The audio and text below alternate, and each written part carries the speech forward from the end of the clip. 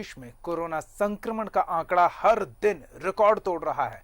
Covid की दूसरी लहर इस बार और घातक तेवर में वार कर रही है। योद्धा की तरह लड़ रहे हैं हमारे डॉक्टर, नर्सेज और लैब टेक्नीशियन स्टाफ। महामारी से यह युद्ध इस घड़ी में सबसे पहली पंक्ति में खड़े हैं वो। तभी तो डॉक्टरों को धरती का भगवान यूं ही नहीं कहा जाता। उनके अथक सेवा भाव और त्याग से ही उन्हें ये दर्जा मिलता है। कोरोना महामारी के खिलाफ योद्धाओं ने संभाला मोर्चा। योद्धा की तरह लड़ रहे डॉक्टर, नर्स और लैब टेक्नीशियन सरहद पर सैनिक की तरह डटे ताकि हमें न छू पाए कोरोना। चुनौतीपूर्ण माहौल में दिन रात कर रहे काम। कई कोरोना लहर के हुए शिकार, मगर अब फिर तैयार। कई बार वायरस का हुआ वार, लेकिन डिगा नहीं हौसला। एक बार फिर कोरोना संक्रमण के मामले तेजी से बढ़ रहे हैं। ऐसे में स्वास्थ्य कर्मियों की जिम्मेदारी बढ़ गई है। कोरोना का बढ़ता संक्रमण, डरावने आंकड़े और गंभीर मरीजों की मौत के मातम के बीच हर शख्स अनजाने डर से आक्रांत है। लोग अपने घरों में दुबके हुए हैं, वहीं कोरोना की जंग में योद्धा की तरह लड़ रहे हमारे डॉक्टर्स, नर्सेज और लैब टेक्नीशियन स्टाफ युद्ध की इस घड़ी में सबसे पहली पंक्ति में खड़े हैं, जो बिना भय के संदिग्धों और मरीजों की सेवा में जुटे हैं। कोरोना योद्धाओं के लिए कवच की तरह काम कर रहा पर्सनल प्रोटेक्शन इक्विपमेंट, जो पीपीई किट से पॉपुलर है, वो अब स्वास्थ्य कर्मियों के शरीर को पसीने से तर कर रहा है। गर्मी बढ़ने के साथ स्वास्थ्य कर्मियों के लिए परेशानी होने लगी है। आंखों में जलन के साथ प्यास से गला सूख रहा है। लेकिन ये युद्ध की घड़ी है। ऐसे में सरहद पर जिस तरह जवान मुस्तैदी से दुश्मनों को करारा जवाब दे रहे हैं, उसी तरह इस वक्त डॉक्टर्स, पैरामेडिकल स्टाफ भी अस्पतालों में कोरोना के खिलाफ जंग छेड़े हुए हैं। वो अपनी जान की परवाह किए बगैर दिन रात काम में जुटे हैं, ताकि समाज स्वस्थ रहे।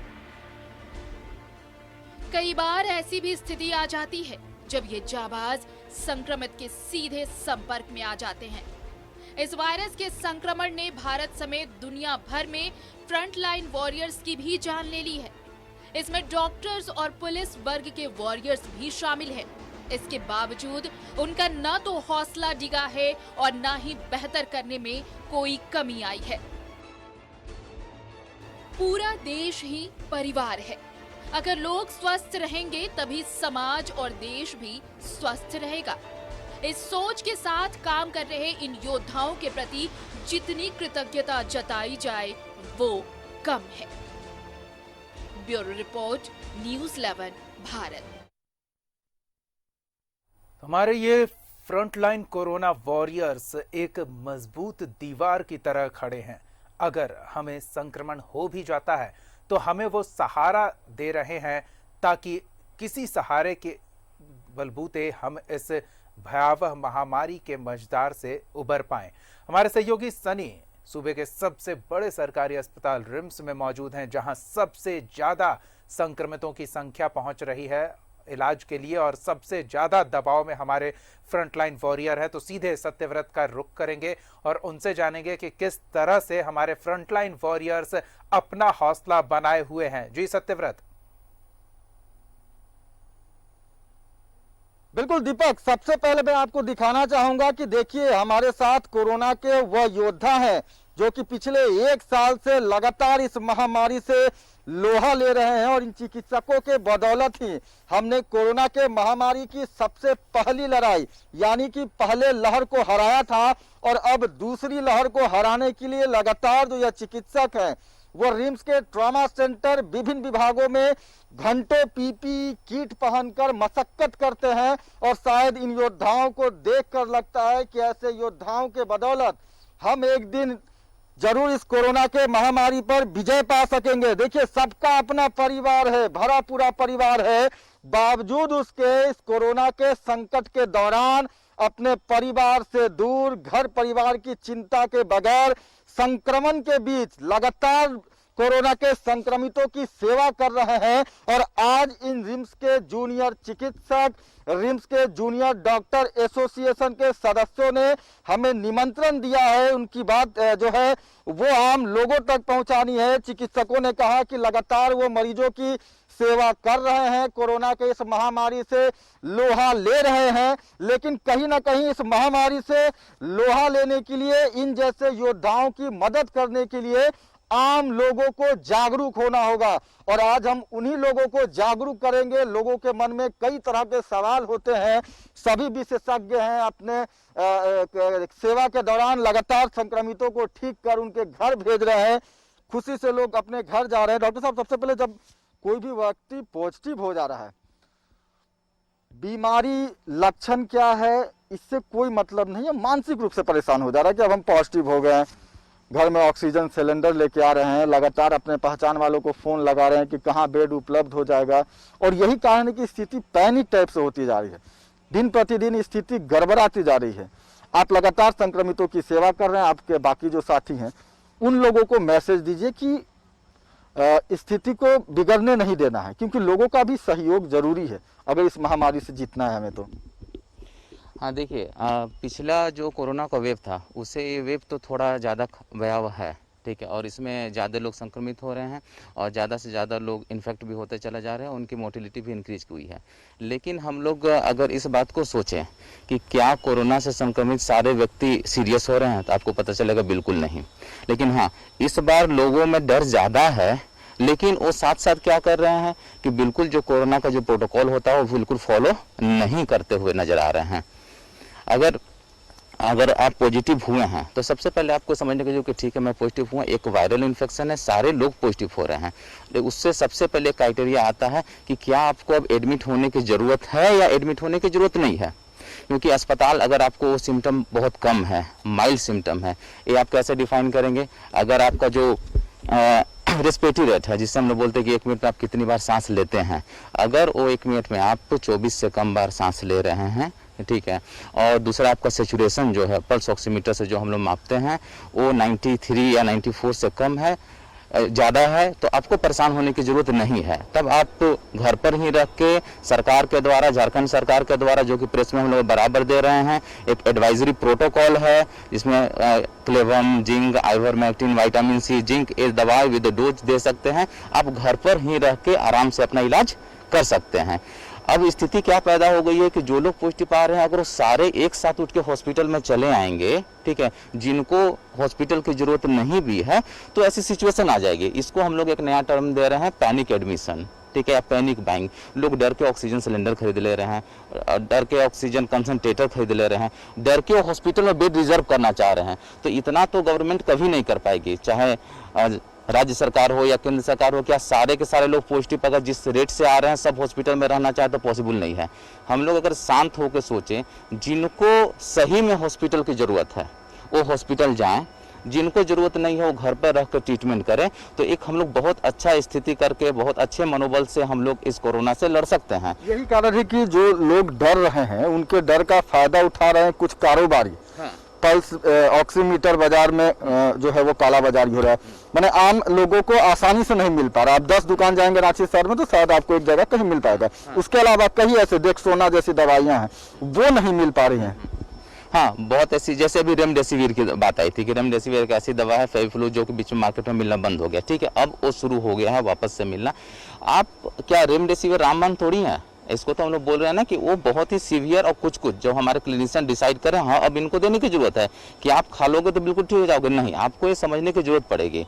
अगर आपका सेचुरेशन, ऑक्सीजन सेचुरेशन 94 से ऊपर है, आपका जो रेस्पिरेटरी रेट है 1 मिनट में आप कितनी बार सांस लेते हैं, ठीक है, वो 20, 22, 24 इससे नीचे है, तो आपको आराम से घर पे रहें, सारा प्रोटोकॉल फॉलो करें, आप बिल्कुल ठीक हो जाएंगे। हाँ, लेकिन उस समय कुछ बात हैं जो आपको ध्यान रखने की ज़रूरत है। जैसे अगर आपके 1 मिनट में आप ज़्यादा कितनी बार सांस लेते हैं इसकी संख्या बढ़ रही है। अगर 24 से मान लो बढ़ते चली जा रही है तब आपको सोचने की ज़रूरत है। आपका पल्स ऑक्सीमीटर से सैचुरेशन 93 94 से कम हो रहा है, ये 2 कंडीशन में आपको सोचने की ज़रूरत है। या अंदर से हाँ कि हम अब हमको हॉस्पिटल सीकिंग की ज़रूरत है। आप इसके लिए कम्युनिकेट करके रह सकते हैं, लेकिन एक बेड रिजर्व नहीं कर सकते हैं, क्योंकि हर एक लोग अगर एक बेड रिजर्व करेंगे, ऑक्सीजन सिलेंडर रिजर्व करेंगे, दवाई रिजर्व करेंगे, ठीक है, तो ऐसे जो बीच में बिचौलिए हैं, ठीक है, उनका मार्केटिंग बढ़ेगा और कहीं ना कहीं आप समाज का नुकसान कर रहे हैं। आप अपने फैमिली को बचा रहे तो किसी फैमिली को तो आप मार रहे हैं, क्योंकि आप भी अपने घर में स्टोर कर रहे हैं। मैंने अच्छे पढ़े लिखों को देखा है, ठीक है, जो भी बहुत अच्छे पढ़े लिखे हैं, बहुत अच्छे शिक्षित वर्ग से हैं, वो ऑक्सीजन सिलेंडर ज़बरदस्ती रख ले रहे हैं कि नहीं मैं रख लेता हूं अगर कुछ होगा तो। ऐसे करने की जरूरत नहीं है। अगर ऐसे सब रोक रखने लगे तो सरकार चाहे कितना भी उतना जुगाड़ नहीं ही कर पाएगी। तो हम लोग यही बोल रहे हैं कि आप पैनिक एडमिशन से बचें, पैनिक दवाई की खरीदी से बचें, ठीक है, ये आपको सोचना पड़ेगा, इससे बहुत लोगों को होगी। दूसरी परेशानी हमारे साथ क्या आ रही है कि जिन मरीजों को हम लोग एडमिट कर रहे हैं, हमने एडमिट किया, वो बिल्कुल ठीक हो चुके हैं, वो नेगेटिव आ गए हैं, ठीक है, लेकिन फिर भी वो हॉस्पिटल से बेड नहीं छोड़ रहे हैं, ठीक है। इसमें मैं जनरल पीपल को बोलना चाहूँगा कि जब आपने जिस तरीके से आपको बेड मिला, आगे भी बेड मिलेगा। आप अगर जल्दी वो जगह खाली नहीं करेंगे तो हम नए पेशेंट को एडमिशन कहाँ से लेंगे? वो है डर रहे कि नहीं हम और थोड़ा ठीक हो जाए, और थोड़ा ठीक है। तो आपको ये सोचना होगा कि वायरल डिजीज है, ठीक है, थोड़ा भयावह रूप लिया है, लेकिन क्यों? अगर हर एक पेशेंट को, जितने भी पेशेंट हैं, जो भी पेशेंट हैं हमारे, अगर वो सारे के सारे को ऑक्सीजन मिल जाता, ट्रीटमेंट मिल जाता, तो क्या एक भी मरते हैं? बहुत कम इसकी मोर्टिलिटी होती, बहुत कम मरते हैं। इसे भयावह हम लोगों ने बना दिया, सब लोग डर रहे हैं, लेकिन हाँ डर तो रहे हैं, लेकिन कोई प्रोटोकॉल फॉलो नहीं कर रहा है। आप कभी भी रास्ते पे निकलो, ठीक है, तो जो बंदे हैं विदाउट मास्क घूम रहे हैं, ठीक है, मैं मास्क विदाउट मास्क घूम रहा हूँ, मुझे कुछ नहीं हो रहा है, विदाउट सैनिटाइजर मैं घूम रहा हूँ, मुझे कुछ नहीं हो रहा है, लेकिन हो सकता है कि मैं कैरियर हूँ, घर में जाऊँ या कहीं और जाऊँ तो बूढ़े, बच्चे या जो भी ऐसे इम्यूनो कम्प्रोमाइज पेशेंट है जिनको कोई बीमारी है, मैं उनको फैला दूँ और उनकी मृत्यु हो जाए। यंग वर्ग ये समझ ही नहीं रहा है कि आपको proper mask, proper Covid protocol की ज़रूरत है। मैंने यहाँ कितनी लोगों को देखा है कि जो पेशेंट एडमिट हैं, उनके परिजन, चूंकि आप अपने कांटेक्ट में आ रहे हो, सपोज मेरे पापा या किसी के पापा एडमिट हैं, वो एडमिट होने के बाद 2 बच्चे, उनके घर वाले जो हैं, वो क्या कर रहे हैं, विदाउट मास्क कहीं घूमने लग रहे हैं। आप ठीक है, आप बीमार नहीं हो, लेकिन ये तो हो सकता है ना कि आप कैरियर हो, वो संक्रमण आपके अंदर छुपा हो, आपसे हो सकता है आप ही के रिलेटिव को फैले।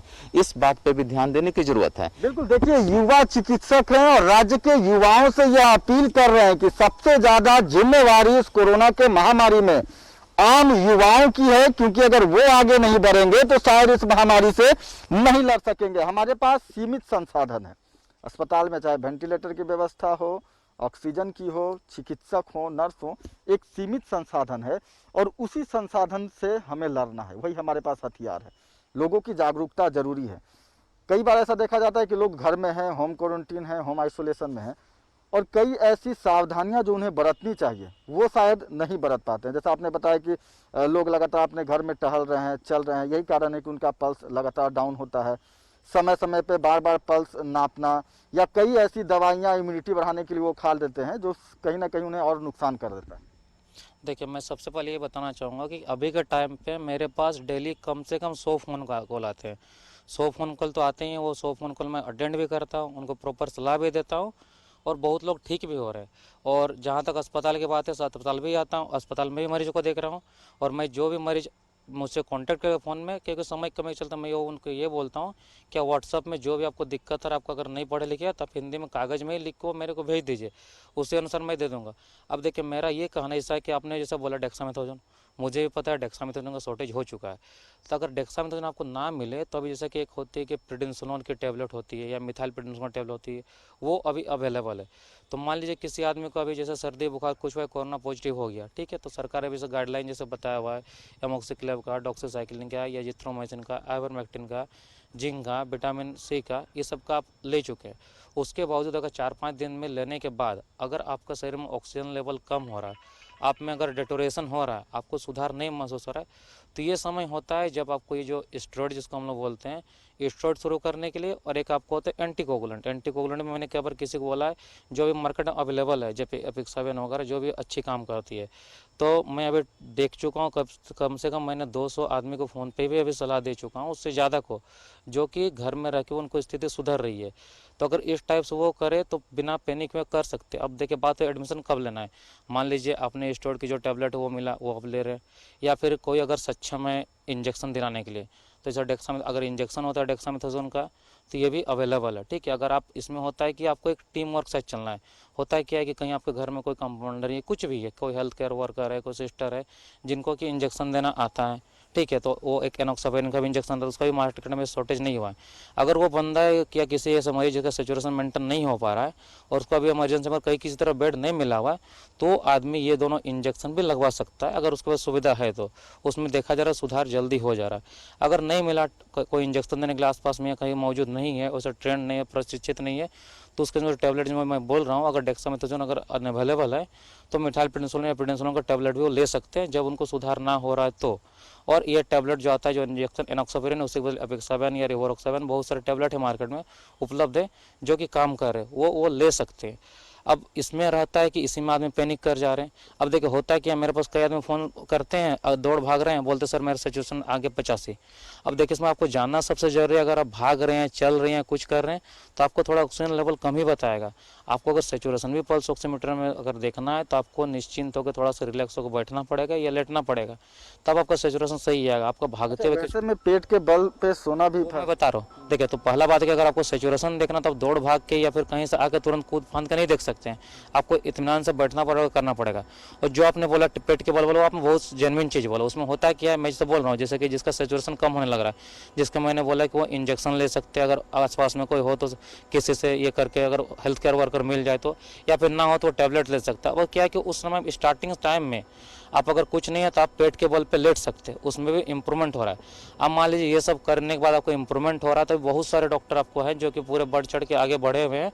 और जैसे कि मैंने भी अपना व्हाट्सअप नंबर दे रखा है सब जगह, तो बहुत सारे डॉक्टर ने व्हाट्सअप नंबर दे रखा है या कॉन्टैक्ट नंबर दे रखा है, आप उनसे थोड़ा कॉन्टैक्ट करके बिना पैनिक के कर सकते हैं। मान लीजिए अगर वो सिचुएशन जिसका कॉल किया था अगर वो स्टेबल हो जाता है, गिरना नहीं शुरू होता है, तो उस केस में वो बहुत सारे मरीज मैनेज हो रहे हैं, क्योंकि मेरे पास डेली फ़ोन कॉल आ रहा है और मैनेज हो जा रहा है। कुछ है जहाँ जिनको इंजेक्शन मिल जा रहा है वो जल्दी सुधार हो रहा है, तो ये हो सकती है, टीम वर्क है। अब देखिए जहाँ तक बात है कि फेविफ्लू का, कभी ये फेविपिराविर का, इन सबका भी रोल होता है। मतलब इसके लिए बहुत ज़्यादा आपको अकबकाना नहीं। मान लिया आपका 7-8 दिन कंटिन्यूस फीवर आ रहा है, फीवर नहीं छूट रहा है, तो हम लोगों ने जो देखा है कि मतलब उतना नहीं, अगर परसिस्ट फीवर रहा है, नहीं छूट रहा है, तो इसका भी अगर दिया जाता है तो सुधार होता है। तो मेरा ये कहना है पहले उसके लिए मार नहीं करना है कि हमको भी ये चाहिए नहीं चाहिए। और जहाँ तक रेमडेसिविर की बात है तो रेमडेसिविर हर मरीज को नहीं चाहिए होता है। अगर 100 मरीज है तो 100 मरीज में मैक्सिमम 10 से 15 को ही आवश्यकता होती है। और रेमडेसिविर एक ऐसा चीज़ है जो कि सिर्फ एक ट्रीटिंग फिजिशियन और कंसल्टेंट ही डिसाइड कर सकता है कि किसको देना चाहिए। उसके अलावा बोले कोई एब्सोल्यूट गाइडलाइन से नहीं बोलता मॉडरेट टू सीवियर केस में, लेकिन मॉडरेट टू सीवियर क्या ये आपको क्लिनिशियन ही बता सकता है ये कब देना है। तो इसका बहुत एक अपराध प्रेमा चावा, कोई भी अगर कहीं से भी आते तो वो बोलते मेरे को रेमडेसिविर लगा दो मैं ठीक हो जाऊंगा, तो ये होना ही नहीं चाहिए।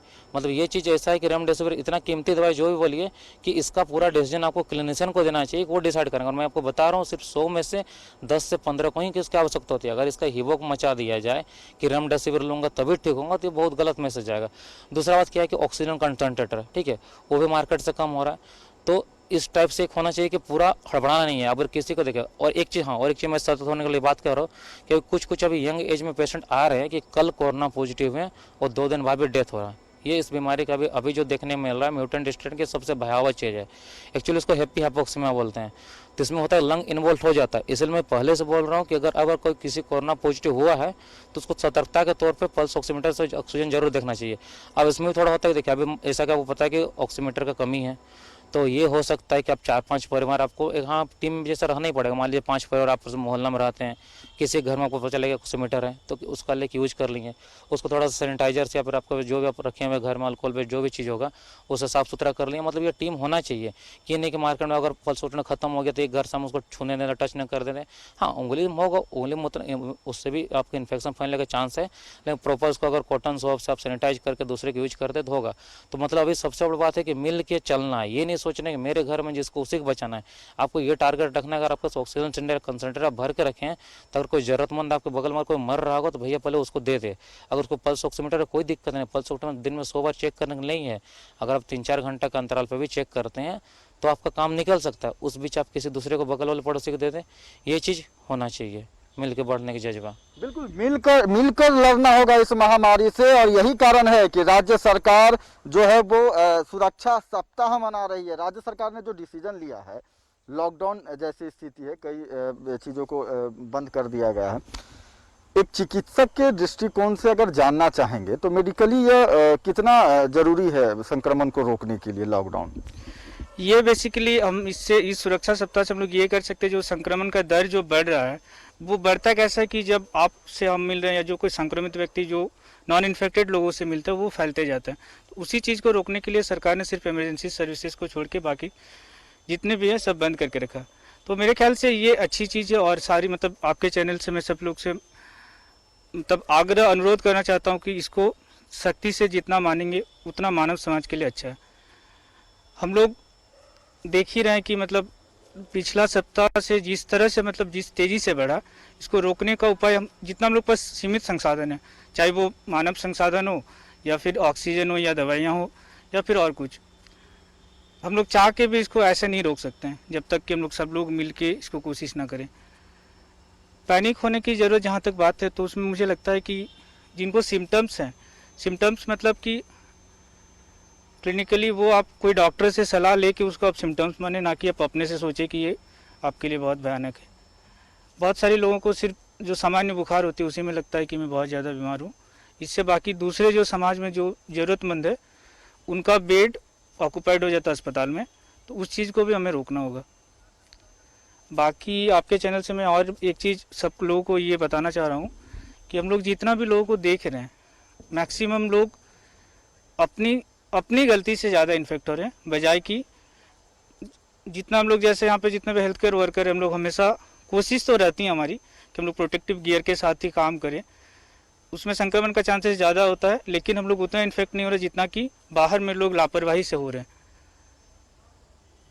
बिल्कुल लोग बाद में क्या वो डॉक्टर सदा भी आपको बताएंगे कि अभी क्रिटिकल केयर में ड्यूटी करते और ये दोनों आप क्रिटिकल केयर में ड्यूटी करने वाले हैं। तो एक्चुअली डॉक्टर सद्दाफ हैं, रिम्स के ट्रॉमा सेंटर यानी कि क्रिटिकल केयर विभाग के चिकित्सक हैं, और लगातार जो कोरोना के संक्रमित गंभीर रूप से बीमार होते हैं उनका इलाज करते हैं। डॉक्टर साहब, अभी अगर रिम्स की बात करें तो जो क्रिटिकल केयर विभाग में जो लोग भर्ती हैं, जो गंभीर रूप से बीमार हैं और संक्रमित भी हैं, ज्यादातर क्या समस्या आ रही है लोगों में? ज़्यादातर लोगों में हो रहा है कि ऑक्सीजन सैचुरेशन कम हो रहा है, लोगों को ऑक्सीजन रिक्वायरमेंट बढ़ रहा है। तो इसमें होता है कि हमें फेस मास्क से सिंपल ऑक्सीजन दे सकते हैं, जो कि अभी वार्ड में भी पॉसिबल है। अभी के टाइम में ऑक्सीजन अवेलेबल करा दिया गया हर जगह। उसके अलावा होता है कि सिंपल ऑक्सीजन फेस मास्क से ऑक्सीजन करने के बाद भी उसका ऑक्सीजन रिक्वायरमेंट पूरा नहीं हो पा रहा है। उसका बॉडी में लंग्स इतना अफेक्टेड हो गया कि उसके बाद भी उसका सैचुरेशन मेंटेन नहीं हो रहा है। तब हमें उसको high flow needle oxygen cannula से ऑक्सीजन देना पड़ता है या फिर नॉन इन्वेसिव वेंटिलेटर से प्रोवाइड करना पड़ता है। तो इन मरीजों को क्रिटिकल केयर की ज़रूरत होती है और उसमें एडमिट होने की ज़रूरत होती है। लेकिन कुछ लोग जैसे बहुत ज़्यादा पैनिक हो जाते हैं, सिर्फ फीवर आया, सैचुरेशन थोड़ा सा भी कम नहीं हुआ है, सैचुरेशन ठीक है, फीवर आया, वो भी चाहते हैं कि हम क्रिटिकल केयर में आईसीयू में बेड मिल जाए। तो ये गलत है। जिनको ज़रूरत है, जिसमें सचमुच क्रिटिकल केयर का डिपार्टमेंट का रिक्वायरमेंट है, उन्हीं को एडमिशन मिलना चाहिए, और जो वार्ड में एडमिट हो सकते हैं, जिनका ट्रीटमेंट हो सकता है, उनको आईसीयू का बेड नहीं मिलना चाहिए, ये मेरा कहना है। ऐसे लोग आपको भी पैरवी करते होंगे, आपसे भी बार बार फ़ोन करके रिक्वेस्ट करते होंगे वेंटिलेटर दिला दो, जबकि ज़रूरत है नहीं। ज़रूरत नहीं है कि एक बेड दिला दीजिए, हो सकता है ज़रूरत पड़े। तो अगर होगा तब, ऐसे तो लाइन में बहुत सारे लोग ऑलरेडी है जिसको ज़रूरत है और नहीं मिल रहा है क्योंकि बेड सीमित है। तो हम चाहते हैं कि जिसको ज़रूरत है उन्हीं को मिले, ये मेरा कहना है। लगातार जो गंभीर रूप से संक्रमित हैं उनका आप लोग इलाज कर भेज रहे हैं। एक लंबी चौड़ी फौज है, डॉक्टर प्रदीप भट्टाचार्य आपके प्रतिनिधि हैं, सेनापति हैं, उनके देख रहे में लगातार भले ही राज्य में संक्रमितों की संख्या बढ़ रही है, लेकिन कहीं ना कहीं जो रिकवरी है वो भी देखा जा रहा है, उसमें आप लोगों का महत्वपूर्ण योगदान है।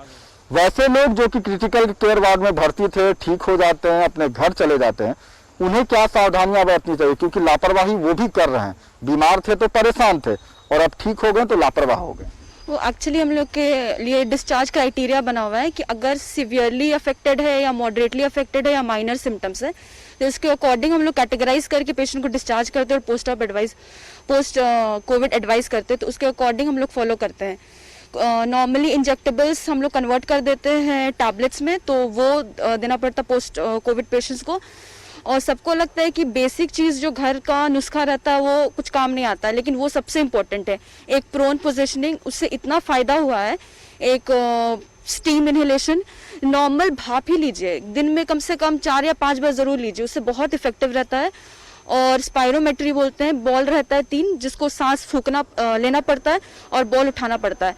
ये सब बेसिक चीज़ जो है, अगर ये फॉलो करेंगे तो पेशेंट को बहुत रिलीफ मिलता है। तो बेसिकली हम लोग क्राइटेरिया कैटेगराइज कर दें, उसके अकॉर्डिंग डिस्चार्ज करते हैं और पोस्ट ऑप एडवाइस करते हैं कि हाई प्रोटीन डाइट ले, बेसिक सैनिटाइजेशन फॉलो करे, प्रोनिंग रखे अगर सैचुरेशन डिप कर रहा है तो, फिर स्पायरोमेट्री यूज़ करे, स्टीम इनहेल करे। सो बेसिक ओवरऑल यही रहता है और मेडिकेशंस क्राइटेरिया के अकॉर्डिंग डिफर करता है। अच्छा, कारण क्या है सर? लोग जिस तरह से डर रहे हैं, कारण क्या है? हम लोग जागरूक कर रहे हैं, आप योद्धा हैं, आप उस डर से लगातार मुकाबला कर रहे हैं। लोगों में डर का कारण क्या है? क्योंकि पहली लहर जब आई थी उस वक्त लोगों में डर था, लोग जागरूक थे, लेकिन अब लोग जागरूक नहीं है, लापरवाह हो रहे हैं, जबकि लगातार जो यह दूसरा लहर है वो लोगों को सबसे ज्यादा प्रभावित कर रहा है। देखिए, इस बार आप बोल सकते हैं कि हमारी लापरवाही। पहले बार चूंकि नई चीज़ थी, लोग जान नहीं रहे थे।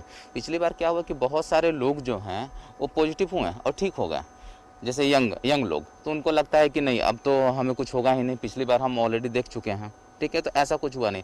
तो वो वही वर्ग अब सबसे ज़्यादा लापरवाह हो गया है। लेकिन अब हमें सोचने की ज़रूरत है कि ये सेम वायरस नहीं है। अभी जो रिसेंट स्टडी आई इसमें हमें पता चला कि डबल म्यूटेंट है। ये जो वायरस है वो अपना रूप बदल चुका है और पहले से ज़्यादा घातक हो चुका है, यंग लोग को ज़्यादा अफेक्ट कर रहा है। दूसरी एक और क्या बात है कि वैक्सीन को लेके शुरू में सब लोगों ने बोला कि नहीं, लोग डर रहे थे, मुझे वैक्सीन नहीं लेना। जिस दिन मुझे याद है रिम्स में पहली बार वैक्सीनेशन शुरू हुआ था, मात्र 4 या 5 लोग आए थे, बाकी लोग नहीं आ रहे थे। लेकिन अभी रिसेंट स्टडी में हो गया कि सीवियर डिजीज से लेकर 100% सुरक्षा देता है वैक्सीन, 60 to 70% देता है नॉर्मल माइल्ड सिम्टम के लिए। तो मैं बाकी लोगों से अनुरोध करूंगा कि वो ज़्यादा से ज़्यादा जाकर वैक्सीन लें और लापरवाही न बदलें, क्योंकि हम अच्छी तरीके से जान रहे हैं कि ये मास्क न लगाने से, सैनिटाइजर नहीं यूज करने से, हाउस होल्ड जो हमारे सामान है, हैंडल, बाकी जो भी चीज़ जिसे हम पकड़ते हैं, हाउस होल्ड वेयरिंग जो है, उससे ये फैलता है। तो हमें इससे बचने की ज़रूरत है। मैं बताता हूँ कि हो सकता है कि आप इन्फेक्ट ना हो, लेकिन आपसे बाकी लोग इन्फेक्ट हो सकते हैं। इसलिए एक और बात सबसे ज़्यादा क्या है कि जी, और सबसे बड़ी बात ये कि बहुत ही आसान है इस वैश्विक महामारी से संघर्ष करके जीतना। छोटी छोटी चीजों का ध्यान रखना है। बीमार भी अगर हो जाते हैं, इस संक्रमण का शिकार भी हो जाते हैं, तो पैनिक होने की जरूरत नहीं है। हमारे फ्रंटलाइन वॉरियर्स, हमारे चिकित्सकों ने हमारे सहयोगी सत्यव्रत के साथ बेहद ही महत्वपूर्ण जानकारी दी है। और अगर आपसे कोई चूक हो गई हो, आप नहीं सुन पाए हो, तो ये सोशल मीडिया के अलग अलग प्लेटफॉर्म पे, फेसबुक, यूट्यूब पर उपलब्ध रहेगा, तो आप वहां सुन सकते हैं। सत्यव्रत, बहुत बहुत धन्यवाद। और बहुत बहुत धन्यवाद उन तमाम फ्रंटलाइन वॉरियर्स का जो हमारे लिए अपनी जान की परवाह किए बिना सेवा में डटे हुए हैं।